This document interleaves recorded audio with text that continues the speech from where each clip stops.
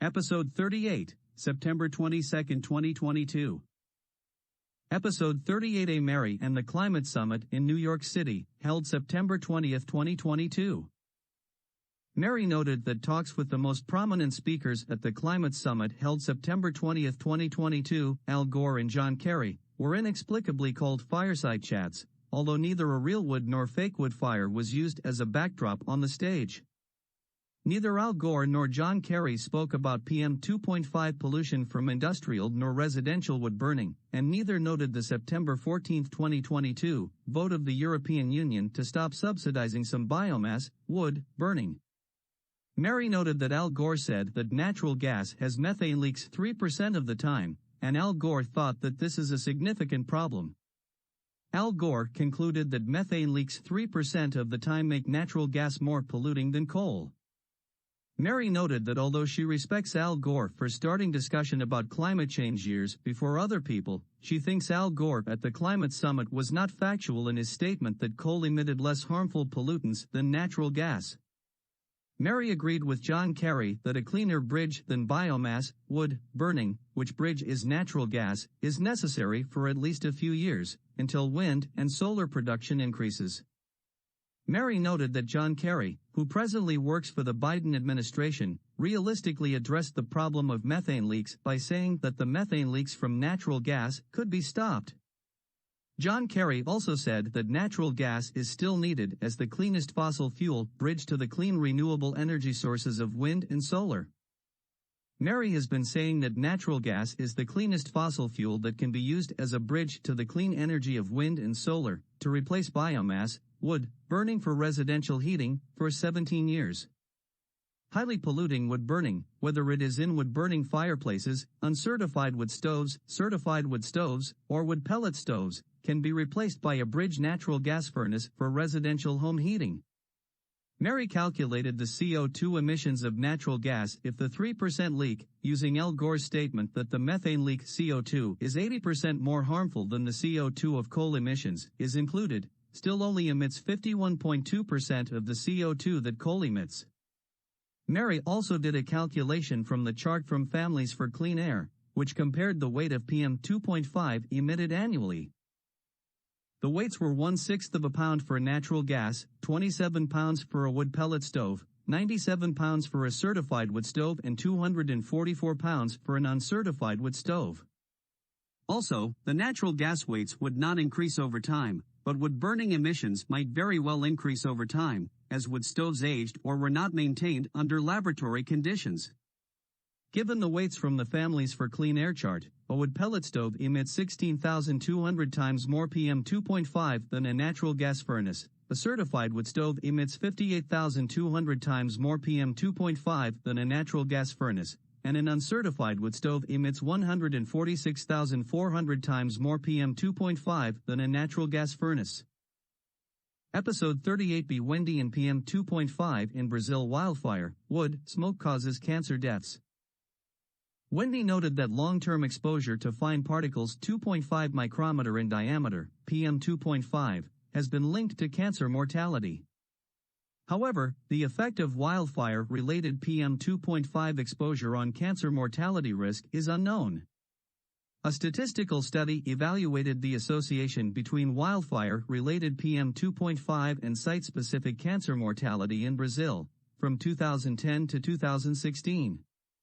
Nationwide cancer death records were collected during 2010 to 2016 from the Brazilian Mortality Information System. Death records were linked with municipal-level wildfire and non-wildfire-related PM 2.5 concentrations. In total, 1,332,526 adult cancer deaths, age greater than or equal to 20 years, from 5,565 Brazilian municipalities, covering 136 million adults, were included. The mean annual wildfire-related PM 2.5 concentration was 2.38 microgram per meter cubed, and the annual non-wildfire-related PM 2.5 concentration was 8.20 micrograms per meter cubed.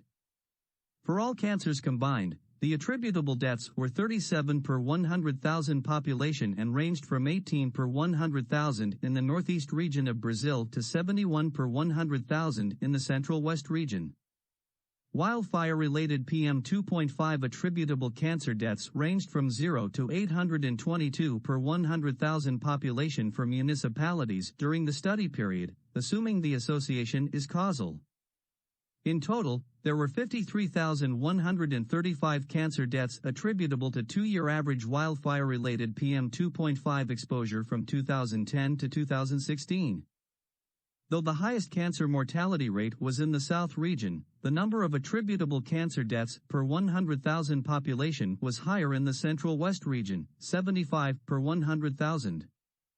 Males and people 60 years or older experienced a higher cancer burden. Along with increased cancer cases and higher wildfire-related PM2.5 exposure, the number of attributable cancer deaths was more pronounced in 2015 and 2016, which is consistent with the high wildfire-related PM2.5 exposure in those years. Episode 38C. Wendy and Northern California children face trauma left by the wildfires. Wendy noted that smoke from a wood-burning neighbor's chimney was perceived by two children, at first, like canaries in a coal mine, to be threatening.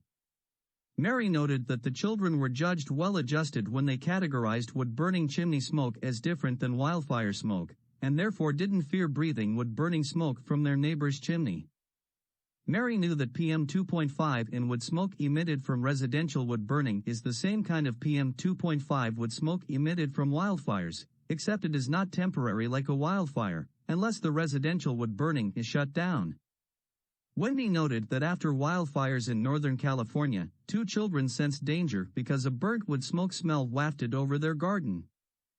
The smell transported the two sisters back to memories of a wildfire that swept through their former home. From the back of a minivan, the sisters saw flames surrounding their trailer in Northern California wine country. They abandoned their belongings, including one sister's favorite doll, and left without their cat, who was scared by the fire. The family walked down dark paths lit by burning trees and plants. The older sister was calm. The younger sister vomited. Many children who survived Northern California wildfires are experiencing lasting psychological trauma, including anxiety, depression, and post-traumatic stress disorder. Children may also develop sleep or attention problems or have trouble in school. If left unaddressed, emotional trauma can lead to chronic health problems, mental illness, and addictions. Since 2020, the state has required physicians participating in the state's low-income Medicaid program to screen children and adults for potentially traumatic events related to adverse childhood experiences. In the state's latest ACE, Adverse Childhood Experiences, report, which was conducted between January 2020 and September 2021, it was found that children and adults were at higher risk of toxic stress or trauma if they lived in northern counties, a mainly rural region affected by fires. Wildfires not only affect the respiratory system but can contribute to the attention deficit hyperactivity disorder, autism, impaired school performance, and memory problems. The sisters found their cat curled up under a neighbor's trailer 15 days after they evacuated. His legs had severe burns. For the first few years after the fire, the younger sister had nightmares filled with flames, ashes, and charred houses. She woke with a start to the sound of fire truck sirens. In their new home, when the sisters smelled smoke on their patio earlier this year, they soon realized it was coming from a neighbor's chimney. They felt safe and returned to the house. Episode 38D. Wendy and Campfire meals without wood smoke, with propane stoves and griddles, which can be shut off with a switch. Wendy had always gone camping with a propane stove for cooking food and heating coffee. She came across a website called Let's Camp Smore/Fire Ban camping recipes for people who hadn't been so fortunate as she had been, and now could turn to propane stoves and griddles to try new recipes. What can you cook when there is a wood fire ban at a campsite? At letscampsmore.com there is a collection of recipes that you can make when wood fire ban restrictions are in place at campsites. Usually allowed are propane appliances, such as a propane stove or propane griddle, acceptable because the heat turns off with a switch. Fire restrictions vary by stage and location. Some campsites do not allow wood fires under any circumstance. It is your responsibility to check out the wood fire restrictions or bans in the area before and during camping. Following are the names of 11 of the 65 recipes at the Let's Camp S'more website that can be safely made during a wood fire ban. This includes propane camping stoves or a propane griddle, such as Blackstone. Also a few no-cook and make-ahead recipes. Make breakfast croissant sandwiches on the Blackstone griddle. Pesto grilled cheese sandwiches. Make these skillet recipes on a camp stove or propane grill. Blackstone kielbasa, tortellini, and spinach casserole is easy to make on a flat-top propane griddle. Chicken fried rice. Grilled fire ban camping recipes for a propane griddle. Chipotle lime shrimp skewers and Cajun corn salad camping desserts made without a campfire. Red, white and blue grilled dessert and s'more quesadillas made on your flat-top propane griddle. Camper stove recipes. Pasta with clam sauce is a great non-perishable meal to make while camping. It uses only dry or canned ingredients. Make crab salad at home and take it out for the first night of camping. TikTok-inspired nori sushi wraps with canned tuna, avocado, and cucumbers. Restrictions are not going away anytime soon. Hopefully, these fire ban camping recipes make your next camping trip a little easier. Episode 3080 Wendy in Washington State PM 2.5 comment period, September 27 to November 2, 2022. Wendy noted that, in Washington State, the Washington Department of Ecology opened public comment on a new initiative to improve air quality in overburdened communities that are highly impacted by air pollution. The initiative is part of Washington's landmark Climate Commitment Act, which the legislature passed in 2021. It will eventually lead to new strategies for improving air quality in overburdened communities.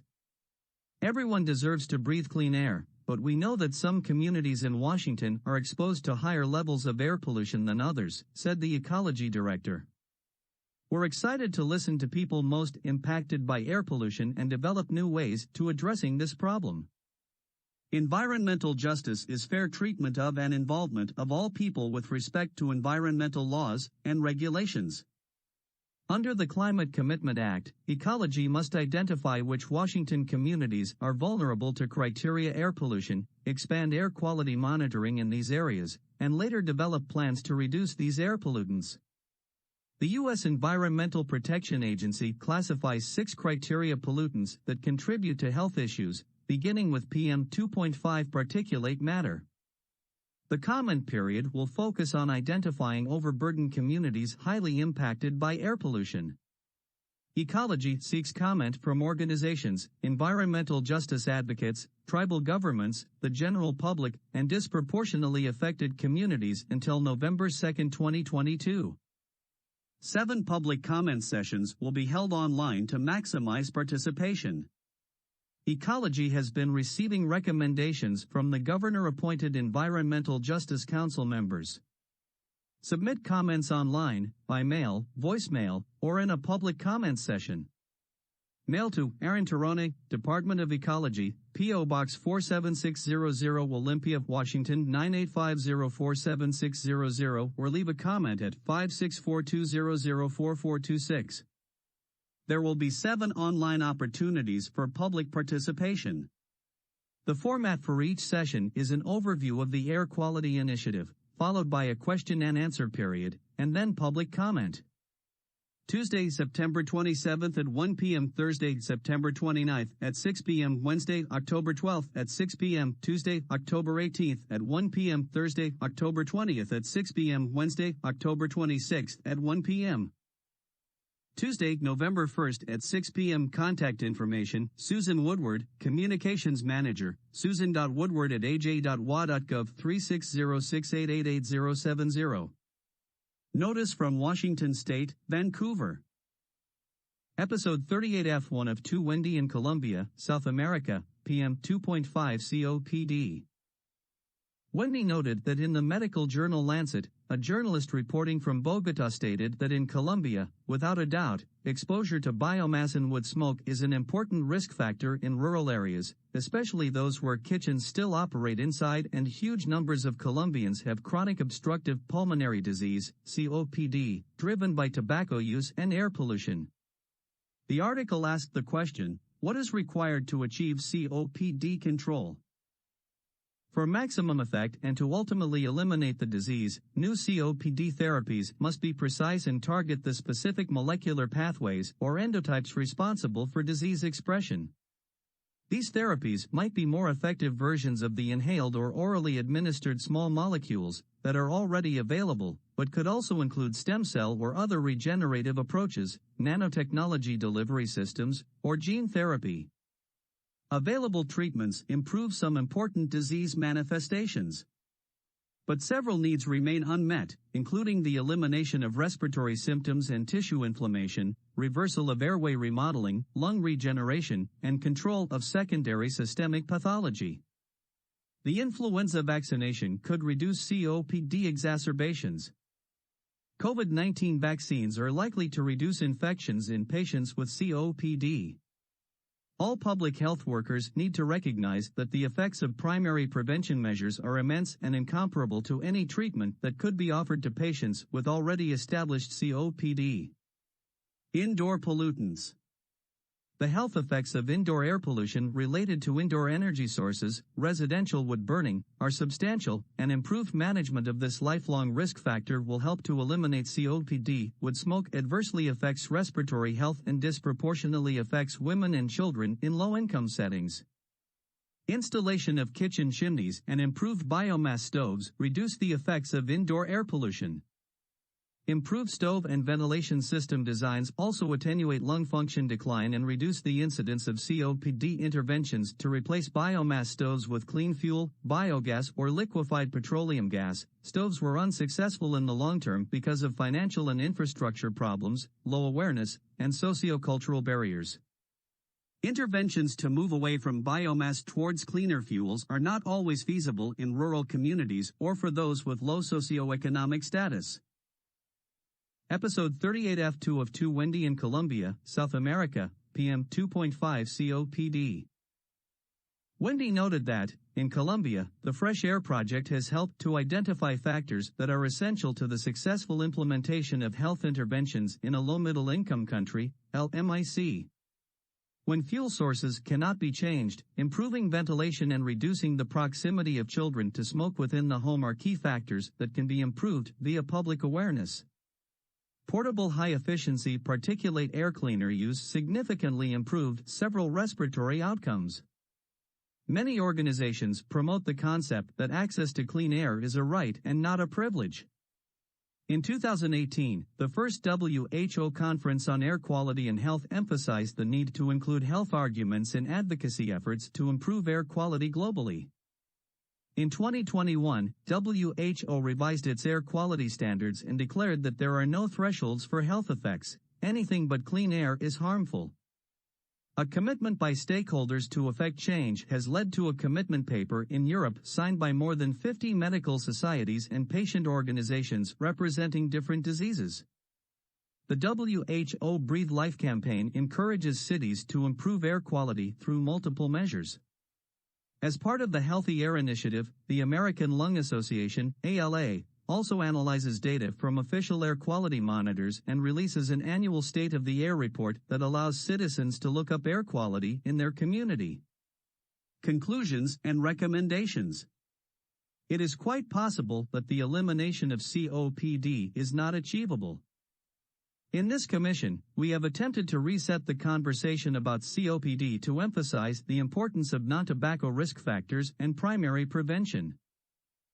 Episode 38G Cameron and a village in British Columbia, Canada increases rebates in a wood smoke reduction program, and removes stove exchange from the program name. Cameron noted that, in Valemount, British Columbia, Canada, there were changes to the Provincial wood stove exchange program. It has been renamed the Provincial Community Wood Smoke Reduction Program. The name was changed to more clearly state the goal of the program, to reduce wood smoke exposure in BC communities.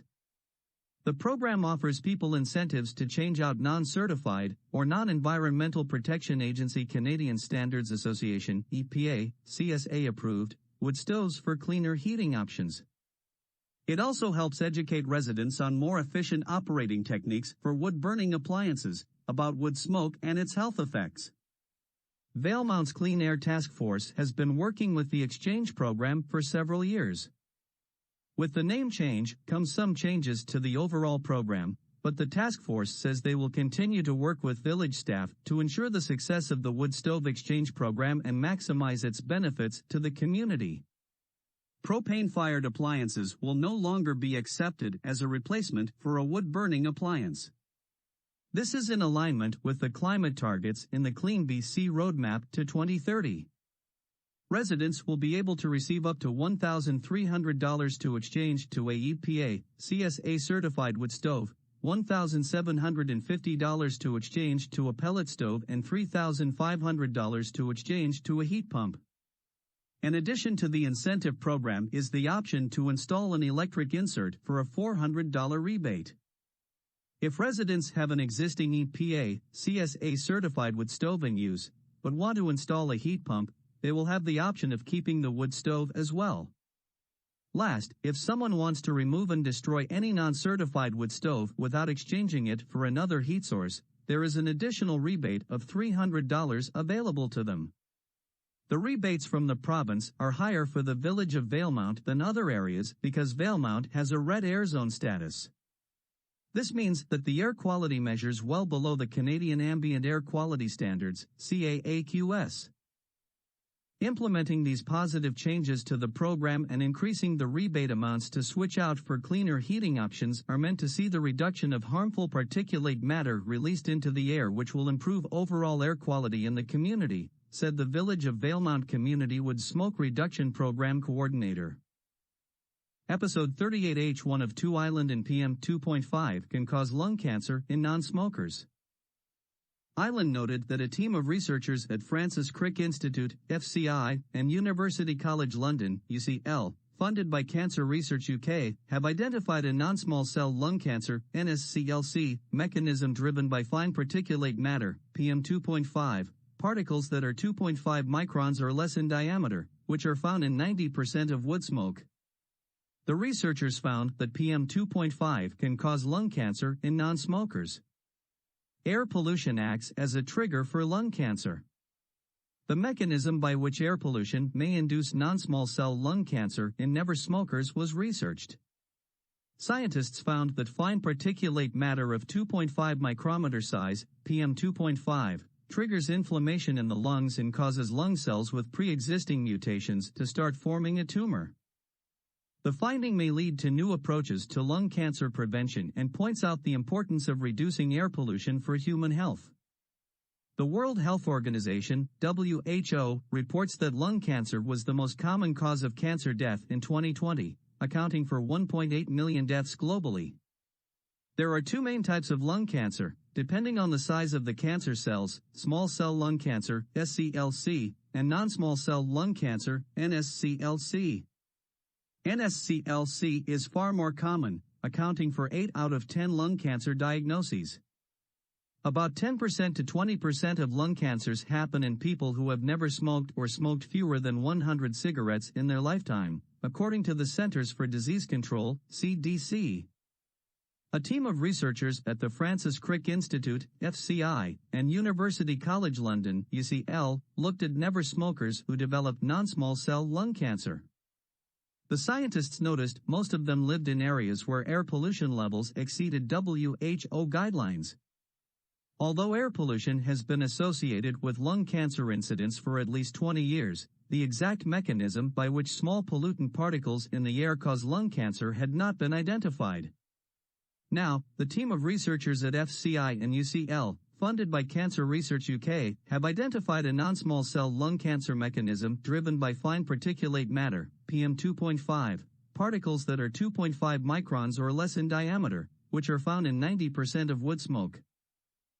The researchers have demonstrated that air pollution wakes these cells up in the lungs, encouraging them to grow and potentially form tumors. Episode 38H2 of 2 Island and PM2.5 can cause lung cancer in non-smokers. The study group leader, Professor of Cancer Medicine at University College London, Principal Group Leader at the Francis Crick Institute, and Chief Clinician at Cancer Research UK presented these findings at the ESMO Congress 2022, the European Society for Medical Oncology's annual conference, on September 10, 2022. A thoracic oncology specialist and associate clinical professor in medical oncology at City of Hope Cancer Center, described the study as a turning point in our understanding of the environmental contributions to lung cancer in never smokers. A director of thoracic oncology at the University of Colorado said air pollution was recognized as a cause of lung cancer in never smokers by the WHO more than a decade ago. Will this insight alter behavior more than the WHO announcement? No. But if the mechanism is robust, maybe we will study prevention options in a new way. Proof that air pollution causes lung cancer. The researchers looked at the health data of 463,679 people in England, South Korea, and Taiwan. PM2.5 pollution was found to be correlated with global lung cancer risk in never smokers. The researchers then set out to establish causation through laboratory studies on mice. They found that exposure to air pollution causes a dramatic increase in the number, size, and grade of cancers in mice with pre-existing mutations in EGFR and KRAS genes. This finding supports the idea that pollution is not simply correlated to lung cancer but may actually cause it. How pollution causes cancer. The researchers found no evidence of a DNA mutation from environmental causes in the lung cancer genomes of never smokers. So, they sought to understand how air pollution can cause cancer without causing DNA mutations. They found that air pollution exposure in both mice and humans results in an inflammatory response involving interleukin-1 beta, IL-1B, that transforms lung epithelial cells into a progenitor stem cell state. If the stem cell has the EGFR or KRAS mutation, there is an increased risk of a tumor being initiated. In line with the findings of a previous large clinical trial, the researchers found that blocking IL-1B with canakinumab, a monoclonal antibody, inhibited lung cancer initiation in mice. In other news about PM2.5, Island noted that a study in Hong Kong, China showed PM2.5 exacerbates rhinitis. Island also noted a study in Shanghai, China showed that acute exposure to air pollutants increases the risk of acute glaucoma. Ambient air pollution is related to the onset and progression of ocular disease. However, the effect of air pollutants on acute glaucoma remains unclear. Episode 38 Island and a UK story about Utah mental health during a PM2.5 pollution inversion. While in the UK, Island noted a Utah County, Utah story about maintaining mental health during a PM2.5 pollution inversion. The article began with the questions, have you noticed that there has been a gray layer around Utah County for the past month? Have you also noticed that you feel unusually gloomy or irritable? It turns out that there is a likely correlation between these things. In a study conducted by a clinical colleague and others, it was found that there was a significant association between long-term exposure to PM2.5, particulate matter in the air, and anxiety or depression. Our findings support the hypothesis of a long-term relationship between PM2.5 exposure and depression, as well as supporting hypotheses of possible associations between PM2.5 long-term exposure and fear, she explained. When asked about the size of these dangerous particles, a leading physician in Port St. Lucie, Florida said the most important pollution molecule is PM2.5, which is fine dust measuring up to 2.5 microns in size. While much of the science behind this correlation is still under investigation, various air pollutants, and in particular PM2.5, have been found to be associated with poor mental health, and long exposure to PM2.5 has been associated with an increased risk of new depressive symptoms, said a professor and others. Furthermore, a researcher also explained that, since PM2.5 are so small, they can make it all the way into the lungs and into the bloodstream. They're also small enough to cross the blood-brain barrier, and that's where people get into trouble. Fortunately, the U.S. government and other medical institutions are aware of this danger, are working to minimize it, and have provided suggestions for staying safe during the high PM2.5 pollution times. The American Lung Association recommends checking your area's air pollution forecasts, which can be done by visiting airnow.gov. The American Lung Association also recommends avoiding outdoor activities and exposure whenever possible when air pollution reaches dangerous levels. The doctor also makes the following recommendations. 1. Stay indoors if the pollution is unhealthy. 2. Exercise indoors on the bad days. 3. Escape to a location where pollution is less, if possible. 4. Be sure to take all prescribed medications. As record-breaking heat waves cool and summer fires burn across the country, a muddled atmosphere is warning us of the toxic effects these events can have on our minds and bodies. While we are blessed to live in a beautiful state with lots to do outside, if pollution levels are high, please keep yourself safe by considering staying indoors and waiting for the skies to clear, especially if you are prone to mental illness. Island also noted an article about pleas for action on PM2.5 pollution from traffic in the Nottingham area of the UK, with a quote from the article that you can taste the pollution. The Nottingham City Council is aiming to make Nottingham the first city in the UK carbon neutral, with a target of 2028. One of the ways it is seeking to achieve this is through reducing pollutant levels from traffic. Episode 38. Jay Goethe, and a German climate envoy who is U.S.-born and a former head of Greenpeace. Goethe noted that Germany remains committed to phasing out coal as a source of power by 2030 even as it reactivates coal-fired power plants, the country's climate envoy said. Germany says it took the step to get through the coming winter amid energy shortages as a result of Russia's war in Ukraine. The German climate envoy spoke about the German mission to the United Nations on September 19, 2022, in New York. Morgan said the country remains committed to phasing out coal as a source of power by 2030 even as it reactivates coal-fired power plants to get through this coming winter amid energy shortages as a result of Russia's war in Ukraine. We are at a crossroads right now, she said, adding that the war in Ukraine shows how interlinked energy security and independence are with climate security and peace. The U.S.-born former international head of Greenpeace stepped into the role of Germany's special envoy for international climate action in March. Now a German citizen, she is also state secretary. 10 months ago, in her role at Greenpeace, she chastised world leaders for being weak on phasing down coal rather than phasing it out altogether. More circumspect as a government official, she now says the dirty fuel is bitter medicine that her country is forced to take this winter, echoing the sentiment of the country's Green Party. We are in the middle of a Russian war of aggression, she said. We need to assure that our citizens have enough heat for the winter. She said the decision to burn more coal is a hard pill to swallow. She did, however, emphasize that the war in Ukraine has made it ever more clear why we have to phase out fossil fuels. European Union countries are spending billions this year on fossil fuel subsidies to offset high prices. The bloc has drawn fierce criticism for including natural gas, a fossil fuel, and nuclear power in a list of sustainable activities. The bloc also signed a deal this year with Egypt and Israel to help with new gas exploration. Morgan said Germany's first priority remains renewable energy and energy efficiency, with a target to reach carbon neutrality by 2045.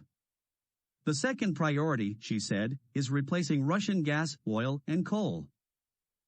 In a signal of its intention to do this, Berlin announced last week that it seized Russian state-controlled company Rosneft's stakes in refineries in Germany under a law allowing the seizure of assets deemed key to national energy supply that are owned by potentially hostile foreign entities, according to risk consultancy Eurasia Group. Germany had previously seized assets of Russian state-controlled gas firm Gazprom, which has disrupted natural gas deliveries to Germany due to what it says are technical problems, an explanation German officials reject as political maneuvering. Historically, the United States, China, and the European Union, of which Germany is a weighty member, have emitted 53% of the carbon dioxide in the air since 1959. In contrast, all of Africa and South America have each emitted just 3% of CO2 in the atmosphere over the same period of time. Recent devastating flooding in Pakistan and drought in the Horn of Africa, including looming famine in Somalia, have been blamed in part on climate change. As International Executive Director of Greenpeace, the current German climate envoy had called on holding major greenhouse gas-emitting nations to account, and compelling them to foot the bill for the energy transition under the polluter pays principle. In her new role as Germany's climate envoy, she said the country has been listening to the most vulnerable countries and supports climate financing to assist communities around the world that are grappling with the effects of climate change. The world is literally on fire, she said. We need to take this very seriously. Episode 38K, one of two Gerda and France's rules on wood burning. Gerda noted, in France, the rules on fires and log burners for heating homes. Currently, 5% of households in France are using wood-based heating methods, a significant increase compared to the previous year. The French Fuel Heating Federation, FF3C, expects to need to produce the equivalent of 2.4 million tons of wood this year. This contrasts with 1.8 million tons produced in the winter of 2021. Between 2020 and 2021, FF3C saw a 41% increase in sales of wood pellet stoves and a 120% increase in wood pellet boiler sales. The FF3C released a warning to consumers that there could be a 5 to 15% supply shortage. 85% of wood pellets are produced in France, while 15% are mainly sourced from Russia and Belarus. The price per bag of wood pellets has also increased. From spring 2022 to fall 2022, the price per bag of wood pellets has increased from €6.50 to €8. According to Propellet, an association of wood pellet-based heating workers, the market may grow in the near future, despite the goal of adding new production lines and plans to double production capacity by 2028 remaining constrained. Open or traditional fireplaces without a glass exterior are inefficient. 85% of the energy produced by burning logs is discharged through the chimney.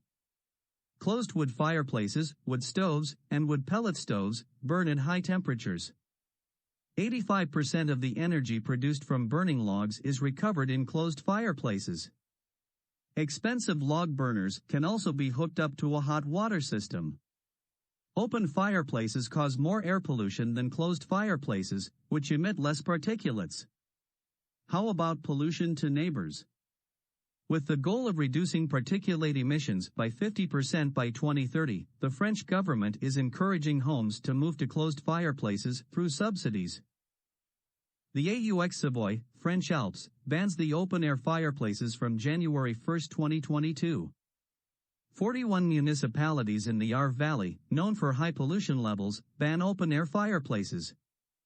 Beginning in 2022, the construction of new fireplaces is prohibited. What are French regulations for fireplaces or wood and wood pellet stoves? In general, all over France you can use chimneys or wood or pellet stoves, poêle à bois in French, according to local regulations, city hall or mairie. Often cleaning must be done at least yearly. Episode 38K, 2 of 2 Gerda and France's rules on wood burning. In Paris and the surrounding area, the rules are slightly different. City-specific regulations on fireplaces can be made at the municipal level, but Auxavoy is currently the only province with a complete ban on log-burning fireplaces. Technically, PPA's Air Conservation Plan reserves the right to ban the use of inefficient wood heating. Closed chimneys, such as log burners, must respect emission and performance standards for new or existing installations. For example, if the device is used as a primary heating system, it must not emit more than 16 mg of particulates per cubic meter. New devices must have a 5-star rating by the Green Flame label for use in the sensitive zone subsidy. Some cities, such as Lyon and Grenoble, have introduced incentive programs to encourage households to move away from inefficient wood-burning stoves that contribute to particulate pollution, especially in urban areas. Prime Airbois offers up to €2,000, depending on household resources, if you agree to replace your old appliances with new ones bearing the 7-star green flame label. Replace. The French government hopes to replace 600,000 inefficient, open chimney appliances across the country by 2025. Fireplace homes nationwide can apply for MaPrimeRénov'. Environmentally friendly device. Fuel type regulations. As of September 1, 2022, firewood sold will be required to carry a moisture label indicating whether the wood is ready to use, dried, or needs to be dried before use.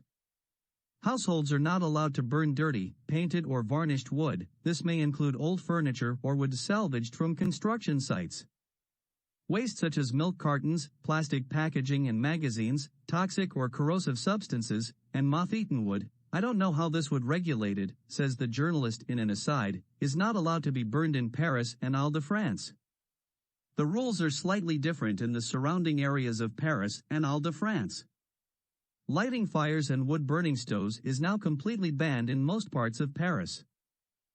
You can't use wood burning as your primary heating system, the journalist added. No, I don't know how they check this. The sensitive zones of Paris and Ile-de-France have some specific rules that apply differently than the rest of France.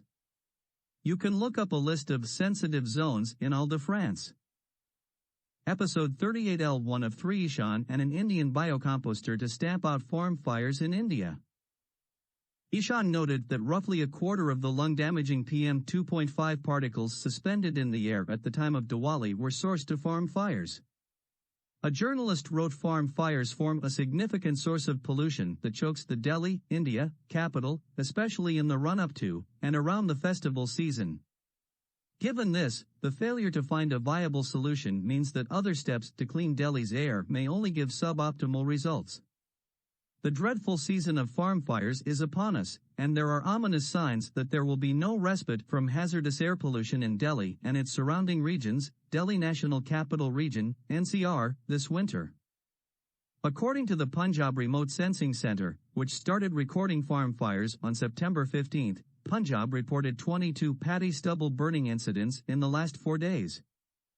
Farmers burn crop residue because it is a quick and cheap way to clear the fields for the sowing of the Rabi season wheat crop, for which the window is narrow.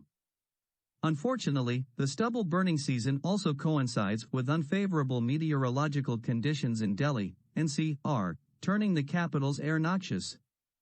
Indeed, with temperatures falling and an anticyclone setting in as the monsoon withdraws, the air quality in Delhi has already started deteriorating. Episode 38L2 of 3 Ishan and an Indian biocomposter to stamp out farm fires in India. Ishan noted a second, related article, with the title Delhi, Punjab hold hands to curb stubble burning, experts say air pollution works like slow poison. Ishan noted that over 99% of India's population is breathing air that exceeds the World Health Organization's health-based guidelines with respect to PM2.5. Stubble burning is one of the major contributors to Delhi's air pollution during winter every year. Air pollution has a massive impact on human health in India and is the second biggest risk factor for disease. In India, 35% of COPD is due to cigarette and tobacco smoking, while 65% of COPD patients are non-smokers. Every year, during the Diwali season, Delhi experiences a thick blanket of smog. This layer of pollution is partly due to the firecrackers, but a major contributor is the burning of stubble in the neighboring states. The Delhi and Punjab governments have joined hands to use Pusa biodecomposer, a microbial solution that can decompose paddy straw in 15 to 20 days, on 5,000 acres of land in the agrarian state to prevent stubble burning, which is a major cause of air pollution. The move comes days after the center rejected the request of Aam Admi Party, AAP, governments in the two states to help them provide cash incentives to farmers in Punjab for not burning stubble. There was a joint meeting with the Punjab Agriculture Minister and officials of the Indian Agricultural Research Institute, IARI, PUSA regarding stubble pollution. Free spraying of biodecomposer will be done in some areas of Punjab as a pilot project this year under the supervision of IARI, the Delhi Environment Minister tweeted. Air pollution has a massive impact on human health in India. It is the second biggest risk factor for disease. Over 99% of India's population is breathing air that exceeds the World Health Organization's health-based guidelines with respect to PM 2.5, a report by Greenpeace India stated. According to the key findings in the report titled Different Air Under One Sky, the greatest proportion of people living in India are exposed to PM 2.5 concentrations more than 5 times the WHO annual average guideline. Increase in air pollution means higher health issues. Episode 38L3 of 3 Ishan and an Indian biocomposter to stamp out farm fires in India. The senior consultant, pulmonary and critical care, at Indraprastha Apollo Hospital said any health issues impacted by air pollution can't be seen or observed in a short span. Air pollution has a long-term impact on the health of the people. It is like a slow poison and creeps up just as slowly. If the impact of air pollution was immediate, we would have been able to tackle it in the initial stage. It is an invisible enemy. It keeps harming the body without one being aware. One would not know how poor air is affecting a person's quality of life until it starts hampering his daily chores and efficiency decreases, the doctor explained. The director, internal medicine, at Fortis Hospital in Shalimar Bagh in the capital said, if we specifically talk about air pollution, people have developed respiratory issues, lung-related diseases. This means that patients have more of shortness of breath. Their asthmatic and COPD situation appears to be worsening as air pollution goes up. He painted a grim picture. Patients with chronic sinusitis are coming back since their attacks are more frequent. Air pollution is also linked to cardiovascular diseases and lung cancer. There can be some developmental issues in newborn babies as well, the doctor said.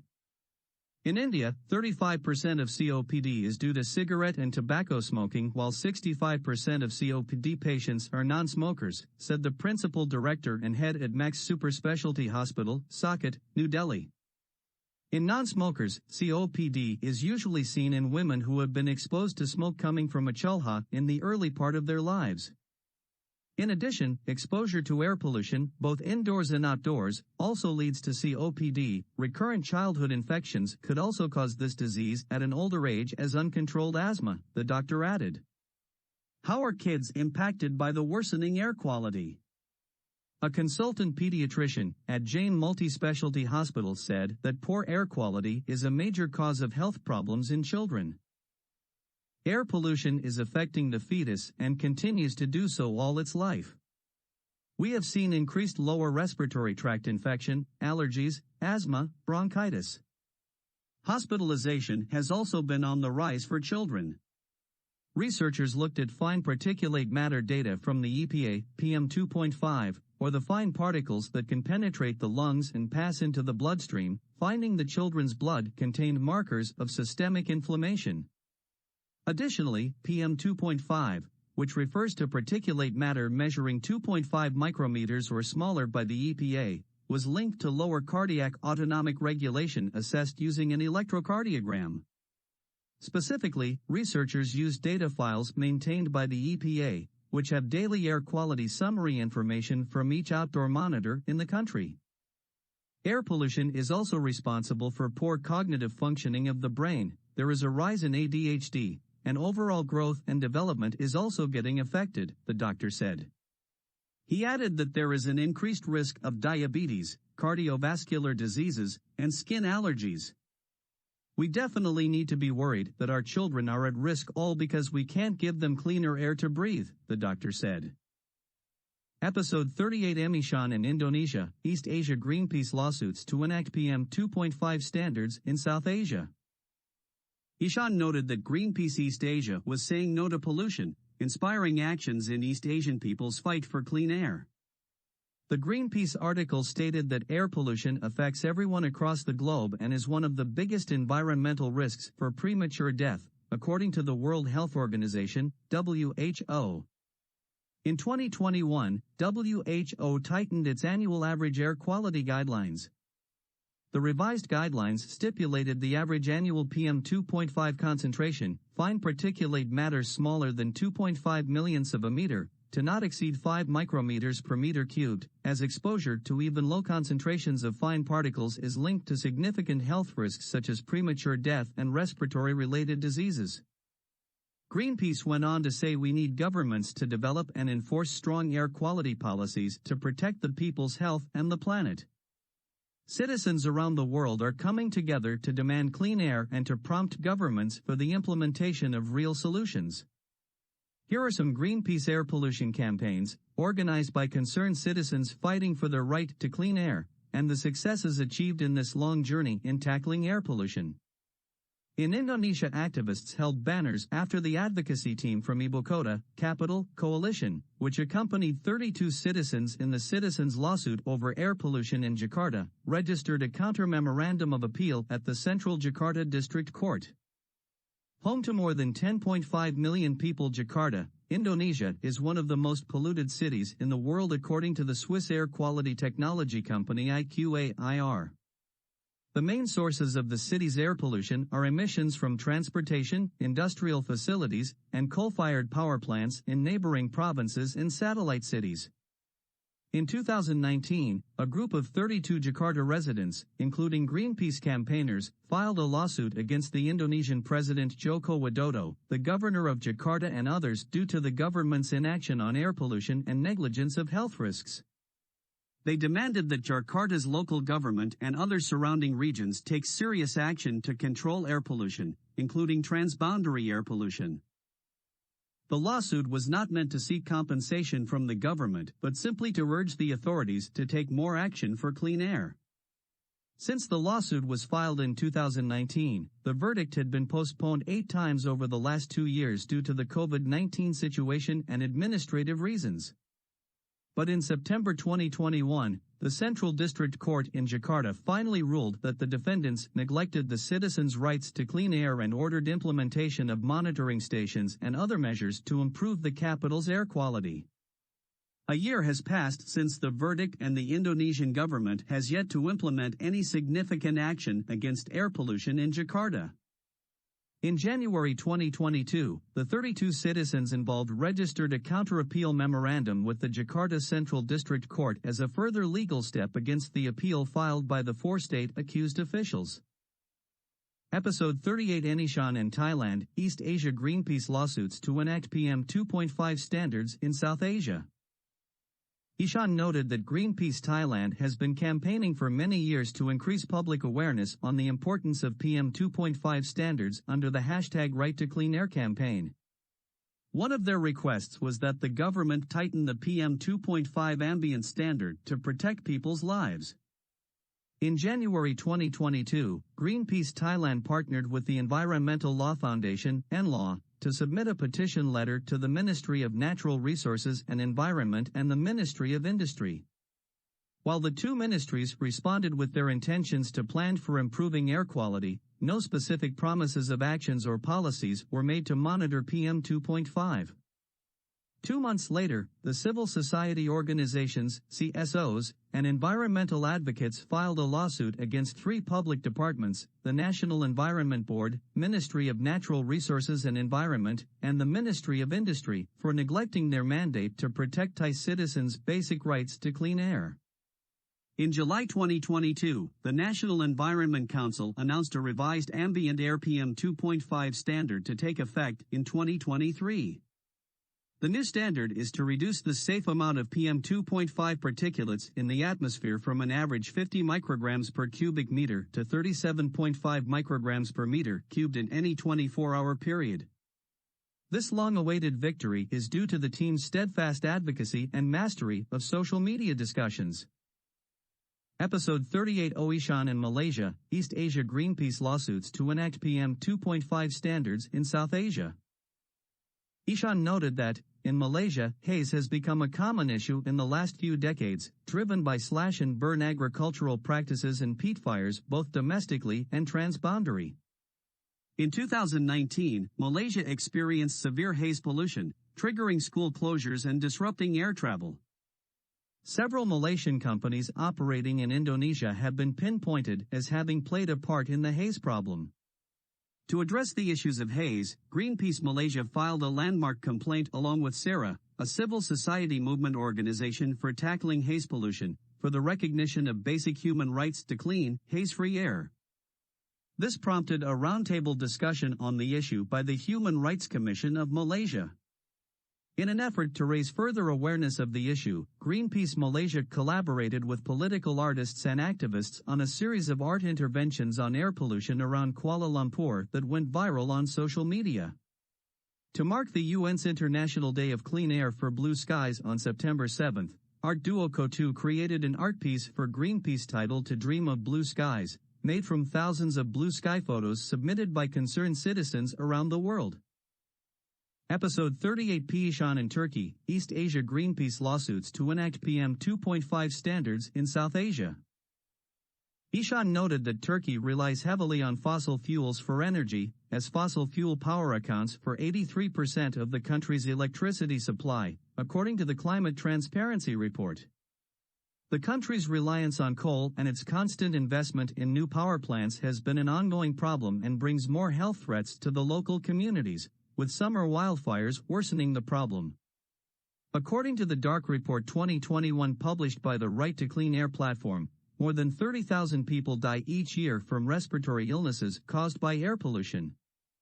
Greenpeace Turkey has been working with local communities to tackle the issues of air pollution. They have cooperated with 15 other NGOs and professional organizations to run the Right to Clean Air platform, worked on an EU-funded health project on climate change and environment CISIP and successfully stopped the Turkish Parliament's 2019 Article 45 to initiate a 2-year investment in private coal power plants. At the beginning of 2020, after months of hard campaigning from Greenpeace, the government temporarily shut down 5 coal-fired power plants and the partial unit of 1 plant. The Right to Clean Air platform Turkey is now calling on the government to align with the WHO's 2021 New Air Quality Annual Average Guideline. In 2022, the Ministry of Environment made the draft regulations for the year 2029. The PM 2.5 limit value in the draft regulation was aimed to decrease from annual average 30 micrograms per meter cubed in 2021 to 25 micrograms per meter cubed by 2029. But it is still 5 to 6 times higher than the WHO updated guideline. The empowerment and cooperation of organizations and local residents are the main driving forces to change air quality. In the past 2 years, the number of signatures for Greenpeace MED's online petition for its Clean Air campaign has reached as high as 116,000, a show of solidarity and concern for what is happening to our air and to our planet. These inspiring campaigns prove that citizens and organizations have the power to propel actions from the government when unified. As we all live under one sky, each and every one of us has the right and ability to change our circumstances to demand clean air now. Added to each episode 38 A2M YouTube and TikTok video. Mary noted that the focus of Residents Against Wood Smoke Emission Particulates, ROSEP, is on the health effects to near neighbors of living next to residential wood burning, in those hyper-localized areas where the source of particulate pollution, PM 2.5, is concentrated. PM 2.5, particulate matter of 2.5 micrometer size, is the perfect size to infiltrate the human lung, causing a cascade of human health problems. Wood smoke consists of 90% PM 2.5. Residential PM 2.5 monitors can be purchased by neighbors from Purple Air for less than $300, and their locations are put on the online Purple Air map, along with data uploaded every 10 minutes, available to the general public, and of course, to governmental authorities. Neighbors of residential wood burners would like their Purple Air PM 2.5 monitor data to be used to regulate and shut down residential wood burning detected at neighbors' fence lines that exceeds the World Health Organization, WHO, standards of 5 micrograms per meter cubed or future U.S. standards of 8 micrograms per meter cubed. There could even be court-ordered monitoring using a neighbor-owned Purple Air PM 2.5 monitor as a breathalyzer, similar to car breathalyzers court-ordered for repeat drunk drivers, to turn off the ignition of a neighboring indoor wood stove when levels of PM 2.5 in a near neighbor's yard is exceeded. In this way, governmental authorities would not have to check the make and model of an appliance and would not have to rely on unreliable certification and other worthless assurances of levels of wood stove particulate emissions by the company that manufactured it. Purple air monitors also provide data every 10 minutes 24 hours a day, and data can be downloaded from the map by governmental authorities the day after the PM 2.5 levels are exceeded, during normal government working hours. Purple air PM 2.5 monitors are so reliable and accurate they are put on U.S. Air Now smoke and fire maps alongside $100,000 Environmental Protection Agency, EPA, monitors, correlated to the EPA monitors with a simple mathematical formula. But to publicize this, it is necessary to point out that living hyperlocalized next to a residential wood burner is essentially the same as living hyperlocalized next to any kind of PM 2.5 emitting wood burning appliance, next to a PM 2.5 emitting wood burning wildfire, or next to a PM 2.5 emitting industrial biomass wood burning facility.